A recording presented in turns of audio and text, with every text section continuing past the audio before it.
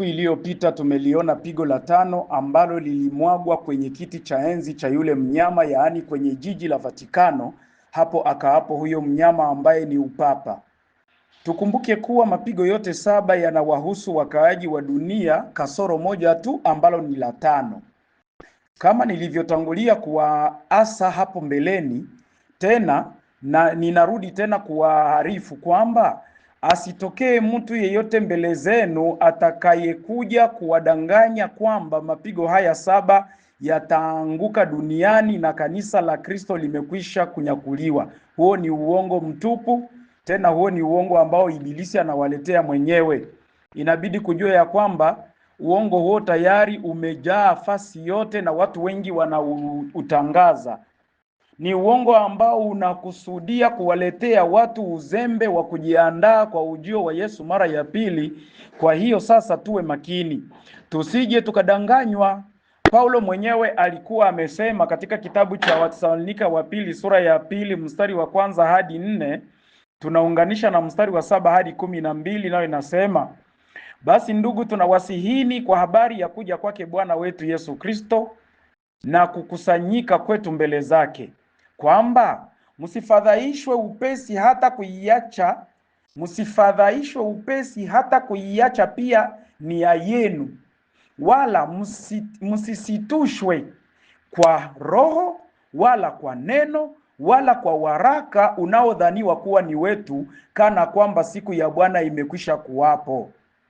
Mtu awaye yote asiwadanganye kwa njia yoyote, maana haiji usipokuja kwanza ule ukengeufu akafunuliwa yule mtu wa kuasi, mwana wa uharibifu, yule mpingamizi ajiinuaye nafsi yake juu ya kila kiitwacho Mungu ama kuabudiwa, hata yeye mwenyewe kuketi katika hekalu la Mungu akijionyesha nafsi yake kana kwamba yeye ndiye Mungu.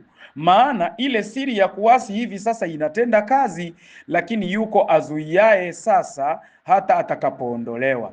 Hapo ndipo atakapofunuliwa yule asi, ambaye Bwana Yesu atamuua kwa pumzi ya kinywa chake na kumwangamiza kwa ufunuo wa kuwapo kwake. Yule ambaye kuja kwake ni kwa mfano wa kutenda kwake Shetani kwa uwezo wote na ishara na ajabu za uongo, na katika madanganyo yote kwa udhalimu kwa hao wanaopotea, kwa sababu hawakukubali kuipenda ile kweli wapate kuokolewa.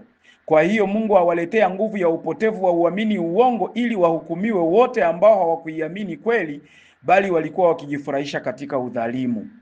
Unaona, usomi huu ambao nimemaliza kunukuu kutoka Wathesalonika wa pili sura yake ni ya 2 mstari wa 1 hadi wa 4 na mstari wa 7 hadi wa 12, inatuonyesha wazi ya kwamba pigo hili la 5 ndilo lililomfunua yule asi wakati giza lilifunika utawala wake kwa njia ya kujulikana kama aliyeudanganya ulimwengu. Kumbuka ya kwamba Yesu hatakuja kama vile Biblia inavyosema, Yesu hatakuja kabla huyu mtenda maovu, huyu asi hajajulikana, hajatokelezea. Mpaka watu wamtambue ndipo Kristo atakapokuja.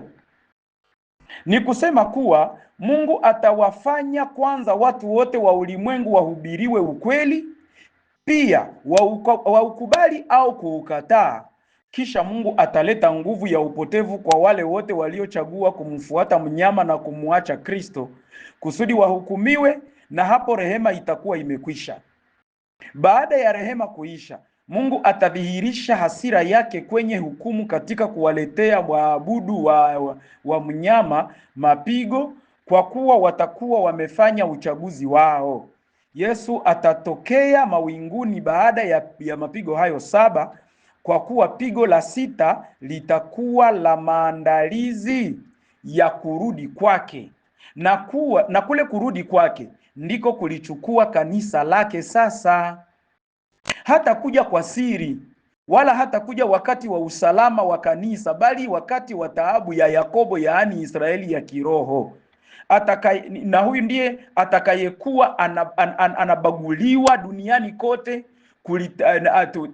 na kuchukiwa na kuonewa na kusingiziwa na kuteswa. Tulitazame sasa lile pigo la 6 linaloandaa kutokea kwa Kristo mara ya pili. Nafikiri ya kwamba umeelewa ya kwamba hakuna chochote ambacho kitaweza kutokea Kristo aje na haya mapigo 7 hayajafika duniani. Anayekuambia hivyo atakuwa amekudanganya kabisa. Twende sasa tuangalie pigo la 6. Ufunuo sura ya 16 mstari wa 12 hadi 16, nayo inasema, na huyo wa 6 akakimimina kitasa chake juu ya mto ule mkubwa Frati, maji yake yakakauka, ili njia iitengenezwe kwa wafalme watokao katika mahawio ya jua, yaani mashariki. Nikaona roho 3 za uchafu zilizofanana na vyura zikitoka katika kinywa cha yule njoka na katika kinywa cha yule mnyama na katika kinywa cha yule nabii wa uongo. Na hizo ndizo roho za mashetani zifanyazo ishara zitokazo na kuwaendea wafalme wa ulimwengu wote, kuwakusanya kwa vita ya siku ile kuu ya Mungu Mwenyezi. Tazama naja kama mwivi.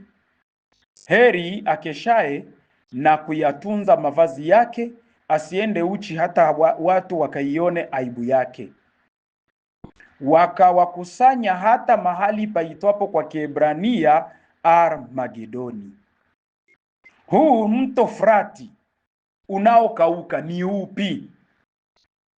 Kumbuka kuwa katika masomo yaliyotangulia yale ya siku zilizopita kabisa, tulipokuwa tulijifunza katika kitabu cha Danieli. Kumbuka katika kitabu cha Danieli sura ya 2, katika kitabu cha Danieli sura ya 7 tulijifunza juu ya mto Frati uliotenganisha Waisraeli na maadui zao. Upande wa pili wa mto Frati palikuwa na maadui wa watu wa Mungu kama vile Waashuri na Mungu pia alikuwa akizungumzia wana wa Israeli maneno fulani fulani yanayoelekea hawa wa maadui wa ngambo ya mto. Ilikuwa ina maana yake. Lakini pia na katika Danieli sura ya 12 tulijaribu kugusia tena hayo. Na katika Danieli sura ya 11 tulijaribu kugusia tena hayo. Lakini asahau haya yote, ukumbuke tu kile ambacho tunaanza kujifunza hapa. Upande wa pili wa mto Frati palikuwa na maadui wa watu wa Mungu kama vile Waashuri, yaani ile Asiri, kuna kuwa Wakaldayo, yaani Babiloni. Wakati Mungu alisema juu ya mfalme wa Ashuri kuishambulia Israeli, alisema kwa kinywa cha nabii Isaya ifuatayo. Isaya sura ya 7:20 inasema, katika siku hiyo Bwana atanyoa kichwa na malaika ya miguuni kwa wembe ulioajiriwa pande za ngambo ya mto, yaani kwa mfalme wa Ashuru, nao utazimaliza ndevu nazo. Unasikia msemo huu? Mungu atanyoa malaika. Malaika ni manyoya, yenye manyoya inayokuwa kwa miguu, kwa mikono, na wengine wanakuwa hata nayo kwenye vifua, wanayoita mazulia. Lakini Mungu anasema ataazima wembe ambao atauajiri, yaani atapatia ule wembe kazi, ajira, na ule wembe utatoka ngambo ya mto kwa mfalme wa Ashuru, nao utazimaliza ndevu nazo. Yaani mfalme wa Ashuru atakuja yeye kama wembe ulioajiriwa na Mungu, atanyoa malaika, yaani atanyoa manyoya ya mwili, ananyoa nywele, na mpaka ananyoa na ndevu za wale ambao Mungu anamtuma kwao. Ile inaonyesha hukumu ya Mungu. Sasa Isaya sura ya 8 mstari wa 7 na wa 8 nayo inasema, basi sasa angalia, Bwana aleta juu ya maji ya huo mto yenye nguvu mengi sana, nayo ni mfalme wa Ashuru na utukufu wake wote. Naye atakuja na kupita juu ya mifereji yake yote, atafurika juu ya kingo zake zote. Naye atapita kwa kasi na kuingia Yuda, atafurika na kupita katikati, atafika hata shingoni, na kule kuyanyosha mabawa yake kutaujaza upana wa nchi yako, Imanueli. Hii ni unabii ambao unatolewa kwa ajili ya taifa la Mungu ambao ndio nchi ya Immanueli, yaani nchi ya Kristo. Na anaonekana wazi ya kwamba mfalme wa Ashuru hapa sasa anajulikana kama maji yatakayokuja na kugarikisha eneo mpaka yanawafikia watu shingoni. Na unajua maji yanapofika shingoni, basi wewe unakuwa tayari kwenda. Hizi ni kauli za kinabii ambazo Mungu alizitumia ili kumtaja mfalme wa Ashuru atakayetoka ngambo ya mto Frati ili kuja kuwataabisha taifa la Israeli. Aliwafananisha kama mto Frati na watu wake kama maji ya huo mto. Yaani watu wa hilo taifa la Ashuru wanakuwa maji ya mto, na taifa la Ashuru linakuwa mto. Na Mungu alipokuwa akizungumzia sasa adui zake, alisema wanaishi karibu na mto Frati. Hii yote tunataka kujua kwa nini Mungu katumia neno kwamba mto Frati ndio utakaokauka. Yeremia 46 mstari wa 10 nayo inasema, maana hiyo ni siku ya Bwana, Bwana wa majeshi, siku ya kisasi, ili ajilipize kisasi juu ya adui zake. Nao upanga utakula na kushiba, utakunywa damu yao hata kukinai, maana Bwana wa majeshi ana sadaka yake katika nchi ya kaskazini karibu na mto Frati.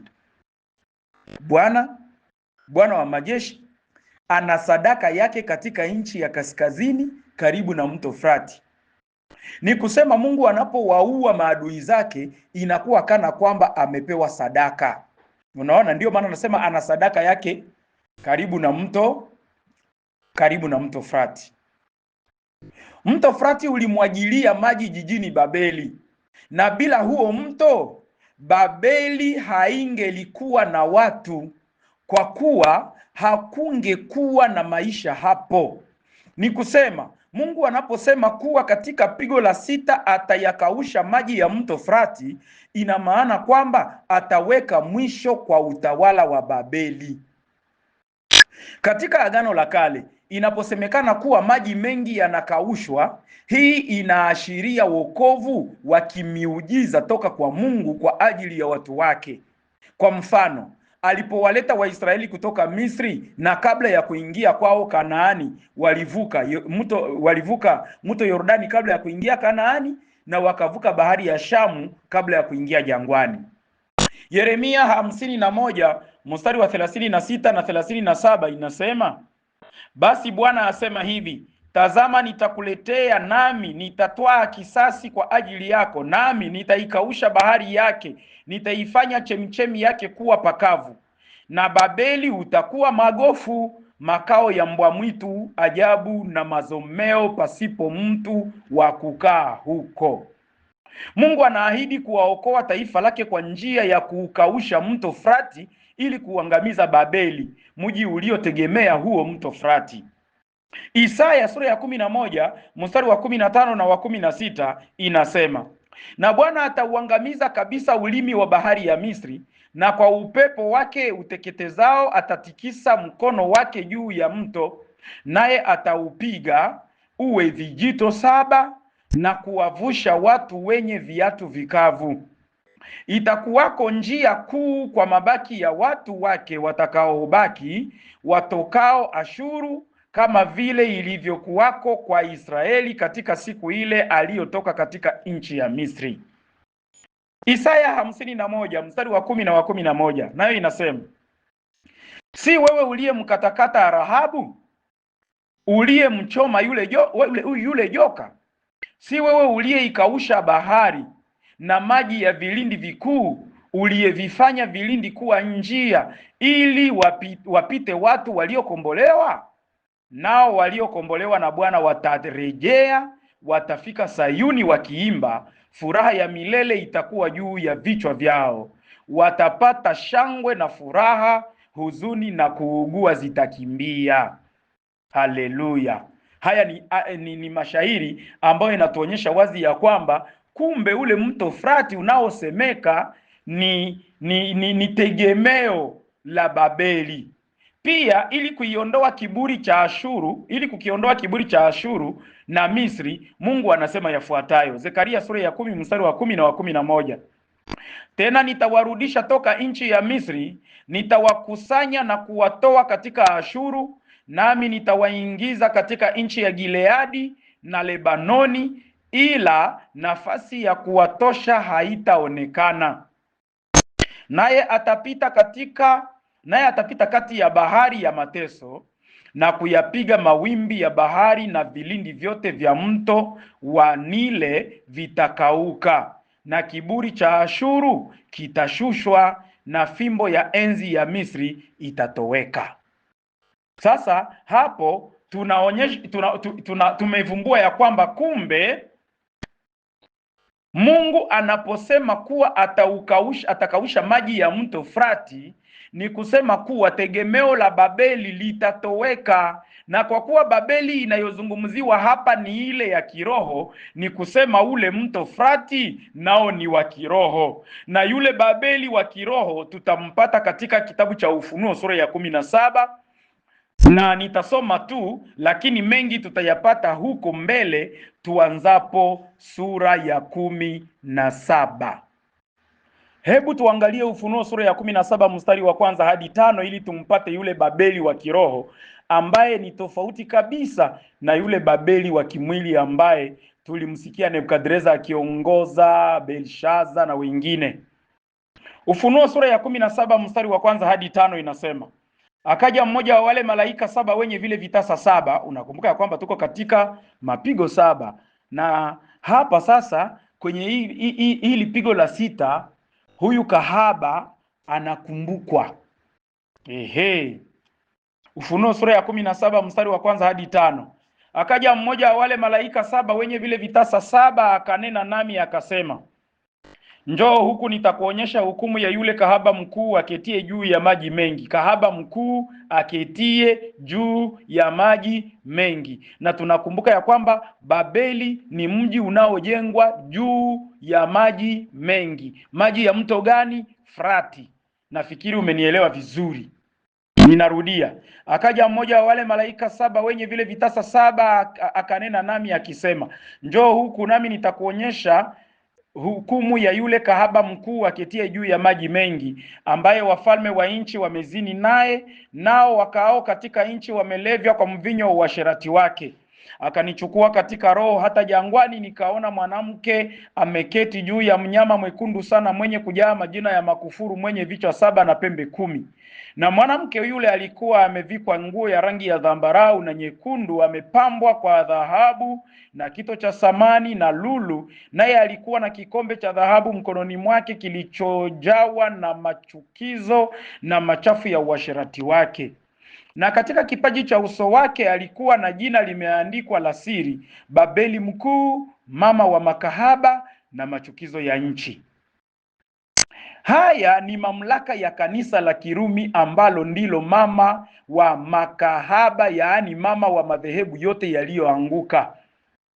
Sasa ili tupate kuelewa vema, tutaangalia sasa tutakapofika kwenye sura ya 17, Ufunuo 17, ndipo mtu yeyote ambaye alikuwa na nia ya kuelewa ataelewa vizuri.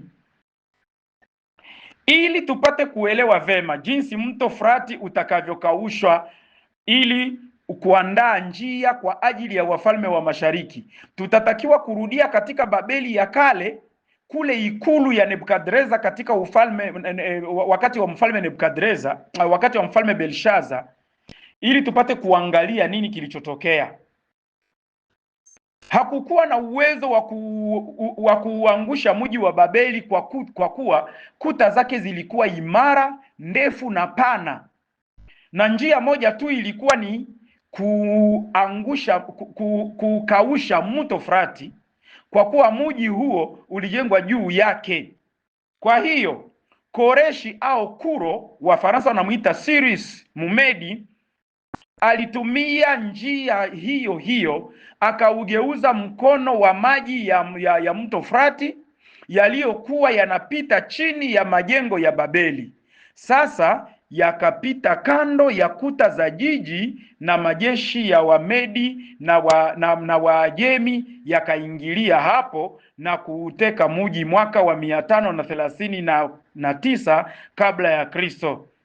Na hapo ndipo mpango wa kuwaruhusu Waisraeli kurudi kumtumikia Mungu nchini mwao ukaanza hatua kwa hatua. Sasa Koreshi aliyefanya mpango huo na kuliongoza jeshi la Babeli, jeshi lake kuuteka na kuuangusha mji wa Babeli, Mungu anamuita Masihi, yaani mti wa mafuta, na tena anamuita mwenye haki, na alitokea wapi? Mashariki. Na unakumbuka hapa katika pigo la 6 nasema ya kwamba ni kutayarisha njia kwa wafalme wa mashariki. Isaya 44 mstari wa 27 na 28 tunaangalia jinsi Mungu anamtapa yule Koreshi kana kwamba ni mtumishi wake. Isaya 44 mstari wa 27 hadi na 28 inasema, niviambiaye vilindi kauka, nami nitaikausha mito yako. Nimwambiaye Koreshi mchungaji wangu, naye atayatenda mapenzi yangu, hata ataunena Yerusalemu utajengwa, na hilo hekalu msingi wako utawekwa. Mungu anamwambia Koreshi anakuwa ni mchungaji wake, tena atafanya mapenzi yake, kwa kuwa yeye ndiye atakayesema kuwa Yerusalemu itajengwa. Uko naona hapo? Isaya 45 mstari wa 1 nayo inasema, haya ndiyo Bwana amwambiayo Koreshi masihi wake, ambaye nimemshika mkono wake wa kuume ili kutiisha mataifa mbele yake, nami nitalegeza viuno vya wafalme ili kufungua milango mbele yake, hata malango hayatafungwa. Nami nitamtuma nani? Koreshi masihi wangu. Yaani Mungu atatuma Koreshi masihi wake, tena Koreshi mchungaji wake. Unaona, Koreshi anaitwa mchungaji wake, tena anaitwa masihi wake. Na kwa kuwa tunasema ya kwamba wafalme watatoka mashariki, angalia kitabu cha Isaya 41 mstari wa 2 inaonyesha wazi ya kwamba Koreshi atatokea mashariki. Ni nani aliyemuinua mmoja atokaye mashariki, ambaye katika haki amemuita mguuni pake? Ampa mataifa mbele yake na kumtawaza juu ya wafalme, awatoa wawe kama mavumbi kwa upanga wake, kama makapi yaliyopeperushwa kwa upinde wake. Wakati mtu anatoka mashariki anakuja kushika ushindi. Sasa kwa kuwa masemi yalikuja kihalisia, lakini kwa njia ya kiunabii, ni lazima sasa tuyaone kila mtu pa nafasi yake ya kiroho. Tuangalie huyu Koreshi kiroho anaenda ni nani, na kwa nini mashariki tu ndiko kutokee, na yale maji kiroho ni ya wapi? Babeli naye kiroho ni wapi? Hebu tuangalie sasa. Babeli ya kale iliabudu sanamu. Tunaanzia kwanza kujua Babeli ni nani. Babeli ya zamani iliabudu sanamu. Vile vile kanisa la Kirumi ambalo ni Babeli ya kiroho ina ibada ya sanamu. Yeremia sura ya 50 mstari wa 35 hadi 38 inasema, upanga juu ya Wakaldayo, asema Bwana. Wakaldayo ndio wakaaji wa Babeli. Yeremia 50 mstari wa 35 hadi 38 inasema, upanga juu ya Wakaldayo, asema Bwana, na juu yao wakaao Babeli, na juu ya wakuu wake, na juu ya watu wake wenye hekima. Upanga juu yao wajisifuo, nao watapumbazika. Upanga juu yao mashujaa wake, nao watafadhaika. Upanga juu ya farasi zao, na juu ya magari yao ya vita, na juu ya watu wote waliochanganyikana ndani yake, nao watakuwa kama wanawake. Upanga juu ya hazina zake, nazo zitaibwa. Ukosefu wa mvua juu ya maji yake, nayo yatakaushwa, maana ni nchi ya sanamu za kuchongwa, nao wameingiwa na wazimu kwa ajili ya sanamu. Unaona? Na ndio maana utakuta watu wanaokuwa katika kanisa la Kirumi, hususan wale wanaoabudu sanamu, itakuwa kana kwamba wana wazimu, kwa sababu hawawezi kupita mahali sanamu ilipo bila kuifanyia vituko, bila kuifanyia vitendo. Na hii inaonesha kana kwamba wana wazimu, kwa sababu wao ndio binadamu wanaokuwa na akili, wanaotembea, wanaoweza kusema, wanaoweza kusikia na kunusa, wanaoweza kushika, lakini utawakuta wanategemea ile sanamu ambao hayo inategemea kubebewa. Inabebwa, inasogezwa, inapakwa rangi, inaweza kuangushwa na haitalia, inaweza kuumia na haitasema. Huo ni wazimu kwa sababu ya sanamu. Si mimi nisemaye, ni Isaya, ni Yeremia. Yeremia anasema vizuri, nao wameingiwa na wazimu kwa ajili ya sanamu. Sasa ikiwa tumekwisha kujua ya kwamba Babeli ule wa kiroho anayesemwa hapa kumbe ni kanisa la Kirumi, sasa yale maji ya mto Frati ni ya wapi? Yale maji ya mto Frati wa kiroho yanayokauka hapa ni wakaaji wa dunia walioweka matumaini yao katika madanganyo ya mwanamke huyo kahaba, yaani kanisa la Kirumi. Maji ya mto Frati ambayo yatakauka ni wale wanadamu wote wanaodanganywa duniani na kanisa la Kirumi. Wale sasa yatakuwa ni maji yatakayokauka, kwa sababu watagundua baada ya pigo la 5 kwenda kuingia pigo la 6. Katika pigo hili la 6 watakuwa wote wamekwisha kugundua ya kwamba aliyewadanganya ni kanisa la Kirumi, kwa sababu kanisa Katoliki la Kirumi ndilo kanisa ambalo linaitwa mama wa uongo, kama vile Kristo naye, kama vile kama vile shetani naye ni baba wa uongo.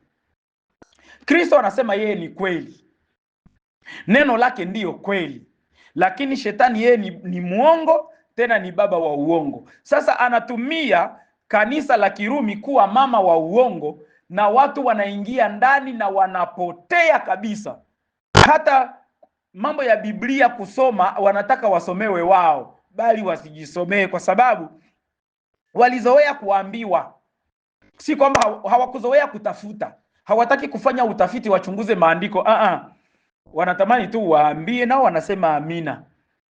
Na sasa hao ndio watakaojua ya kwamba walidanganywa, matumaini yao yote inaondoka kwa huyo mnyama na sanamu yake, inaondoka kwa kanisa la Kirumi. Hapo ndipo Babeli atakuwa amekaukiwa mto Frati. Watatambua madanganyo ya mwanamke huyu kahaba, yaani madanganyo ya kanisa hili kahaba, kanisa la Kirumi.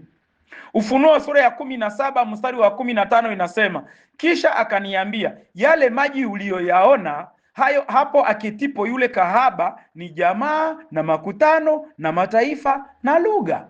Ni hivyo ndio maana makabila yote duniani, yote kanisa hili linawadhibiti. Tuangalie fafanuzi lingine. Bwana Mungu anamuita Koreshi mchungaji na Masihi, na ukiona sifa hizo zote ni za Yesu Kristo. Angalia kwanza, anamuita Kuro kwamba ni mchungaji wake. Yohana sura ya 10, yule Kuro aliyekausha maji ya Frati kule Babeli ya kimwili anaitwa mchungaji. Tuangalie sasa mchungaji ambaye anakuja kiroho atakayekausha hiyo maji ya Frati ya kiroho. Yohana sura ya 10 mstari wa 14 inasema, mimi ni mchungaji mwema, nao walio wangu na wajua, nao walio wangu wanijua mimi. Yesu Kristo yule anasema. Pia Yohana sura ya 4 mstari wa 25 hadi 26 nayo inasema hivi, yule mwanamke akamwambia, najua ya kuwa yuaja Masihi aitwaye Kristo. Hapa ni Yesu Kristo anapokuwa akizungumza na mwanamke Msamaria. Naye atakapokuja yeye atatufunulia mambo yote. Yesu akamwambia, mimi ninayesema nawe ndiye. Unaona? Yesu mwenyewe anaonyesha wazi ya kwamba yeye ndiye Masihi. Anaonyesha wazi ya kwamba yeye ndiye mchungaji mwema. Sasa kumbe Kuro ambaye Mungu alimuita masihi wake, Kuro ambaye Mungu alimuita mchungaji wake, kwa sababu tu aliyakausha maji ya mto Frati kwa kwenda kuangusha Babeli ya kimwili, vile vile kumbe alikuwa anawakilisha Kristo ambaye atakuja kuvunja tegemeo lote la kanisa la Kirumi kwa kuwafanya wale waliomtegemea wajue uongo wake, na huyu Kristo ndiye atakayekuja kutuonyesha waziwazi kwamba Babeli anaenda kupata hukumu yake. Sasa angalia msemwa huu ambao unaofuata hapa chini.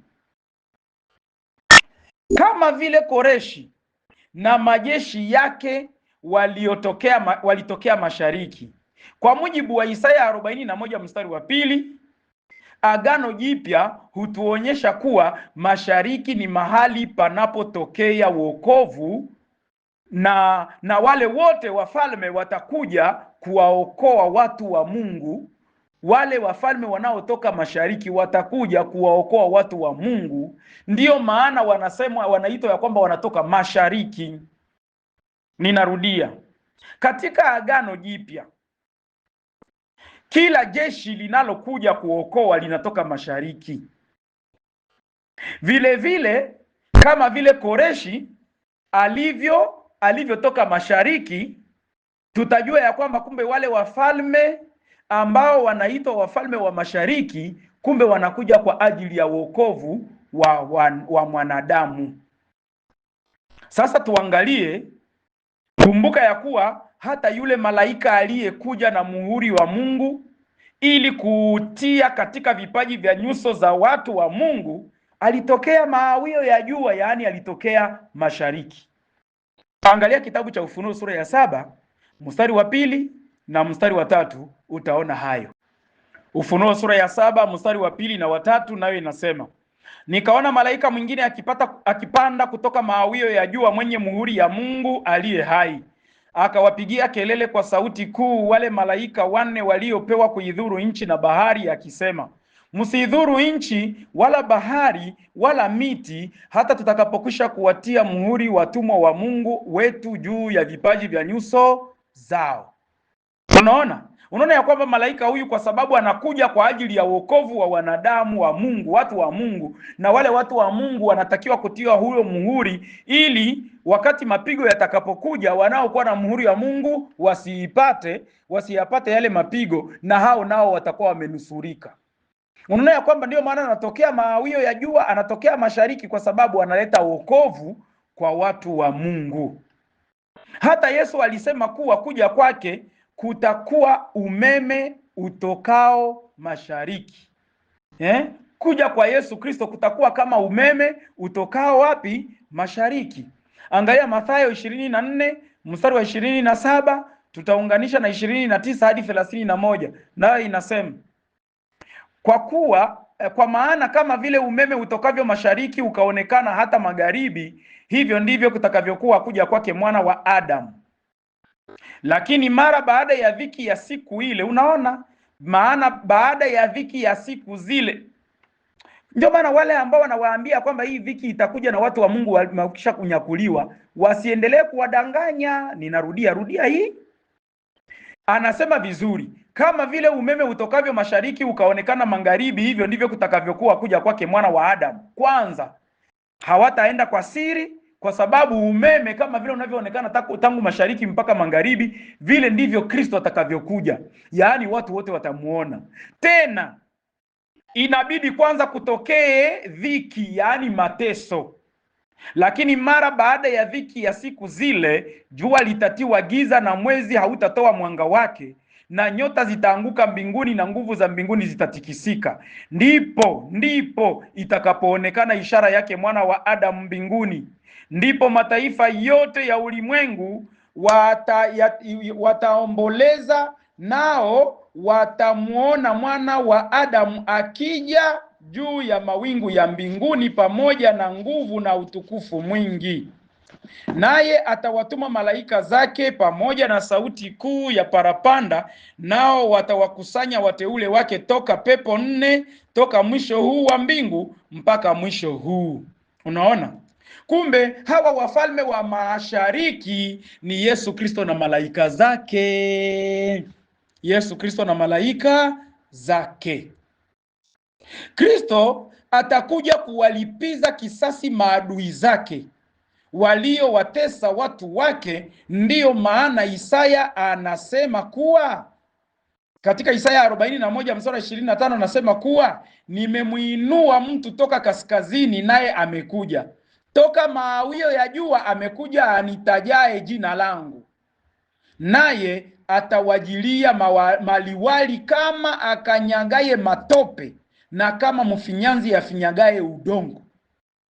Yule anayetoka mawio ya jua atakuja ili apate kulitaja jina, anakuja akilitaja jina la Mungu, naye atawajilia maliwali. Maliwali mnaona njoo wa gouverneur. Yaani inaonekana wazi ya kwamba Yesu atakapokuja, wote watakaokuwa wanatumika ndani ya serikali katika kipindi kile watakuwa ni watu wa kupotea tu. Ndio maana unaona serikali zote zinazokuwa duniani leo, watu hawafuate maslahi ya Mungu, wanafuata maslahi yao. Na katika kipindi kile sasa, serikali zote zitakuwa zinaongozwa na shetani bila chenga. Yaani leo serikali zinaongozwa na shetani lakini watu hawaoni. Lakini wakati wao watakuwa wameona kwa macho yao bila pazia. Na ndio maana atakapokuja Kristo, atakuja kwa ajili ya maliwali kama anayekanyanga matope. Yaani atakuja, mnakumbuka jinsi tulivyosema ya kwamba atakuja kukanyanga zabibu. Sasa ni kusema nini? Anakuja ili awalipize kisasi adui zake. Na kwa kuwa hata kuja peke yake, wote walio pamoja naye sasa wanaitwa wafalme, sababu ya mfalme wa wafalme aliye pamoja nao.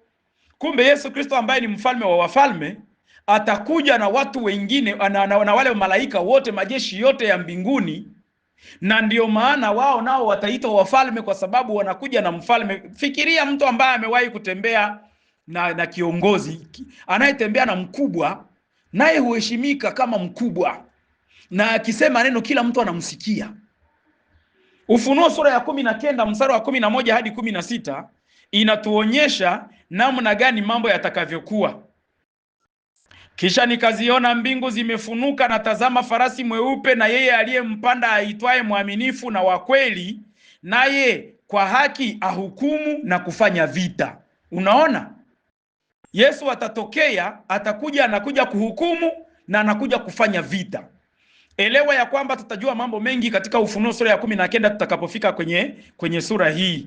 Lakini hapa uanze kuelewa ya kwamba kumbe huyu anayetoka mawio ya jua ni Kristo mwenyewe. Mstari wa 12, na macho yake yalikuwa kama mwali wa moto, na juu ya kichwa chake vilemba vingi. Juu ya kichwa chake vilemba vingi. Kwa nini? Kwa sababu yeye ndiye atakayekuwa akipatia kila mtu kilemba ambacho kitamfanya yeye awe mfalme. Kilemba ni ile taji ya kifalme. Naye ana jina lililoandikwa asilolijua mtu ila yeye mwenyewe. Naye amevikwa vazi lililochovya katika damu, na jina lake aitwa Neno la Mungu.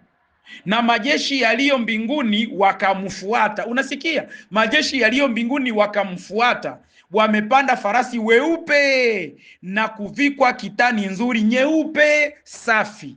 Ndio maana wote wanaitwa wafalme, kwa sababu wanafuatana naye. Na upanga mkali hutoka kinywani mwake, ili awapige mataifa kwa huo, naye atawachunga kwa fimbo ya chuma, naye anakanyaga shinikizo la mvinyo ya ghadhabu ya hasira ya Mungu Mwenyezi. Naye ana jina limeandikwa katika vazi na paja lake, mfalme wa wafalme na Bwana wa mabwana. Haleluya! Tutatambua mengi hapa tutakapofika katika sura ya 19 ya kitabu cha Ufunuo. Lakini hapa tayari tumekwisha kuona ya kwamba kumbe huyu anayekuja wafalme wa mashariki ni Kristo, pamoja na jeshi lote la mbinguni ambalo litafuatana naye.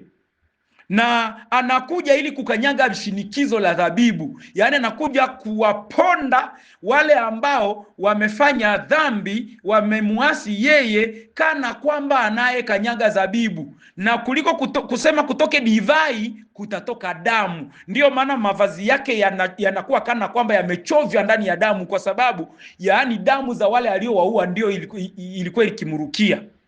Uko naona hayo? Sasa tunaingia katika jambo lingine nyeti, vita sasa vya Armagedoni. Vita vya Armagedoni ambavyo vimeandaliwa na zile roho tatu za uchafu zinazofanana na vyura. Tuingie hapo sasa ili tuangalie hizi roho tatu za uchafu zifananazo na vyura zinakuja kujaje na zinakuja kufanya nini na ni akina nani?